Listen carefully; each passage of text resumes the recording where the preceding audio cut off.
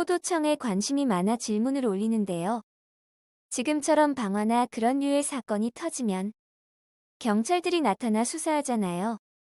근데 조선시대 때에도 반가나 평민의 지배 원인을 알 수 없는 불이 날 경우 포도청이나 고을관아에서 수사를 하나요? 만약 그 해당 집에서 원치 않으면 수사 같은 거 못하는 건가요? 궁금하네요. 안녕하세요. 지식틀치기입니다. 먼저 답변 드리기 전 이미지 저작권상 화면과 음성이 고르지 않은 점 양해 바랍니다. 영상을 끝까지 시청해주시고 좋아요 한 번씩 눌러주세요. 영상을 만드는 사람에게 큰 힘이 됩니다. 답변 드리겠습니다. 포도청과 한성부 이 두 부서가 경찰청과 검찰청과 같은데 포도청은 주로 민사와 형사 부분을 다뤘습니다. 도성 내에서 만일 사건이 벌어지면 바로 포도청에서 관할하는데 한성부는 약간 법원 플러스 시청에 가까운 부서라서 실제 사건은 포도청 관할로 보심이 옳습니다. 포도대장은 종이품으로 참판과 같은 품계로 꽤 높았죠. 도성의 사건은 포도청에서 관할했다면 각 지방 고을의 경우는 부목 9년에 수령이 행정권과 사법권을 행사했습니다. 최하의 작은 고을의 현감이 종류품으로 그래도 참상관 이상이어야 수령을 했죠. 만일 사건이 터지고 나서 그 조사를 나서는 부서가 있다 면 두 개의 부서입니다. 하나는 수령이 있는 관부에서 나오고 또 하나는 그 마을의 양반 위지들의 자치단체인 향청입니다. 조선 전기 때에는 관청보다 향청의 권한이 더욱 막강해서 수령도 향청의 눈치를 봤지만 조선 후기 때에는 향청의 힘이 약해지죠.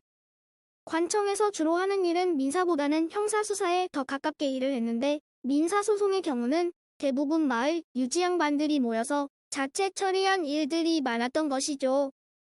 주로 머슴이 양반에게 까부르는데 멍석에 말아서 밟아 죽인다든지 하는 문제죠.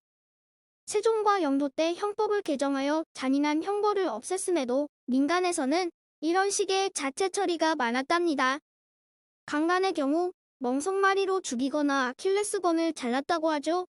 암튼 만일 방가에 불이 났다고 하면 관청에서 먼저 조사를 나오겠죠. 당시에는 영장 같은 건 없습니다. 그냥 고을 수령이 법이기 때문에 들어가면 끝이죠.